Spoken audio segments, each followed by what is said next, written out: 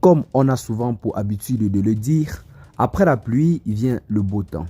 C'est une très bonne nouvelle en ce jour pour le gouvernement malien qui a été ces derniers temps frappé par de très mauvaises nouvelles, notamment venant de la part des affrontements qui se tiennent depuis quelques jours dans la partie septentrionale du pays, notamment à Tinzaouaten, non loin de Kidal. Il s'agit des rebelles de l'Azawad qui avaient été chassés du côté de Kidal et qui étaient partis se réfugier du côté de la frontière avec l'Algérie. Des rebelles qui en ce moment sont appuyés par de grandes puissances occidentales. C'est ce qui justifie leur capacité militaire actuelle utilisée contre les forces armées maliennes ainsi que les instructeurs russes qui sont tombés à grand nombre dans ces différentes attaques. Une nouvelle qui a visiblement touché le Kremlin au point où le président Vladimir Poutine a pris l'affaire en main. Celui-ci s'est en quelque sorte fâché du fait que les rebelles sont en ce moment en train de coopérer avec des forces occidentales. Depuis hier, une nouvelle est en train de faire beaucoup de bruit sur les réseaux sociaux, nous faisant savoir que l'Ukraine serait en train de collaborer et de coopérer avec des rebelles qui ont tout récemment infligé de très lourdes pertes à l'armée malienne ainsi qu'aux milices du groupe privé russe Wagner. Une nouvelle qui a offensé le président russe Vladimir Poutine au dernier point, au point où il a décidé de mener un combat égal à égal.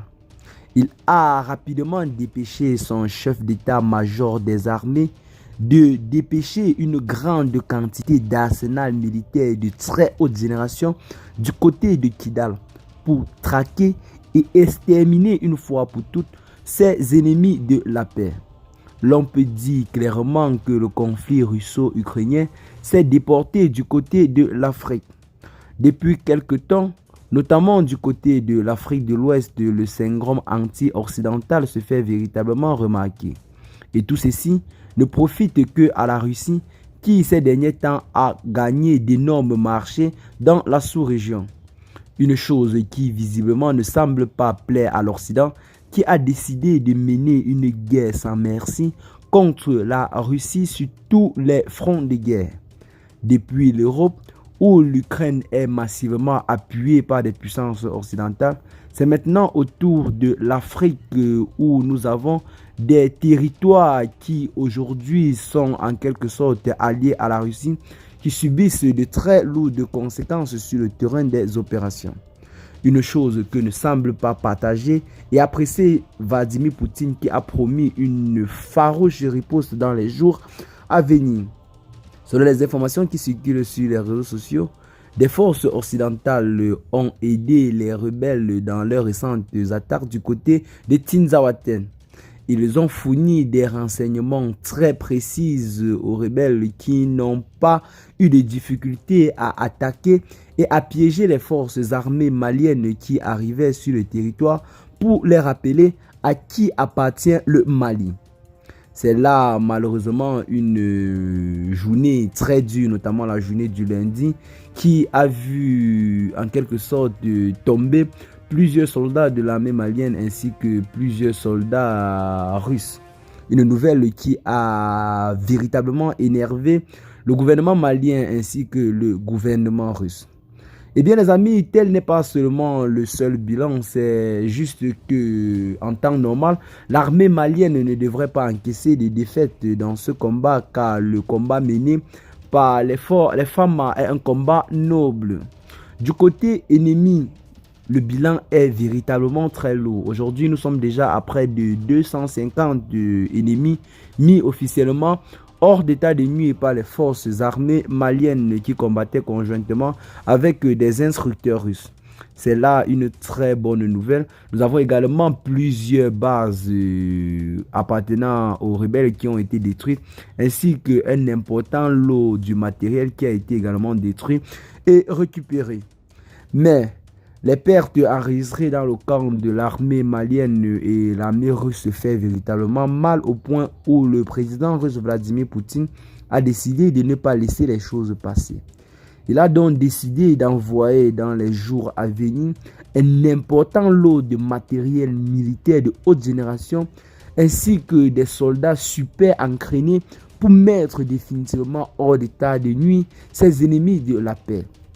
Depuis hier, c'est une nouvelle qui est en train de réjouir véritablement les autorités maliennes, car l'armée malienne ainsi que l'armée de l'AES en général, bien que les efforts sont notables en ce moment, a encore besoin d'un grand renfort sur le plan matériel et humain ainsi que financier pour mener à bien ce combat qui depuis des décennies ne fait que mettre en mal et en péril la vie et la paisibilité du peuple des États du Sahel.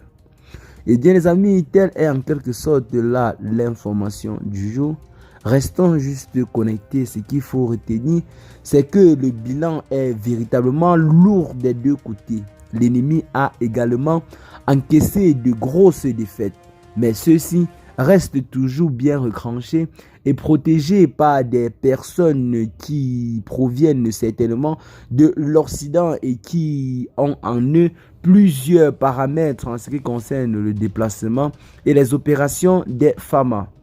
Pendant longtemps, des forces occidentales ont combattu du côté du Mali et ceux-ci sont bel et bien spécialisés dans la partie septentrionale, notamment du côté de Kidal, car c'est de ce côté qu'étaient installées plusieurs bases militaires occidentales, ce qui fait qu'ils connaissent bien le terrain par rapport à l'armée malienne qui avant était même quasiment interdit d'entrer à Kidal. Donc, il y a de quoi les femmes avancent avec beaucoup de difficultés, mais avec beaucoup d'abnégation et de courage, ce combat sera mené à bien. En tout cas, la patrie ou la mort, nous vaincrons. Avant de continuer la vidéo, nous allons en quelque sorte souhaiter nos condoléances les plus attristées aux familles des victimes éplorées. Dans la même lancée, nous encourageons fortement les autres soldats qui continuent toujours à lutter avec bravoure pour la paix et la sécurité du Sahel.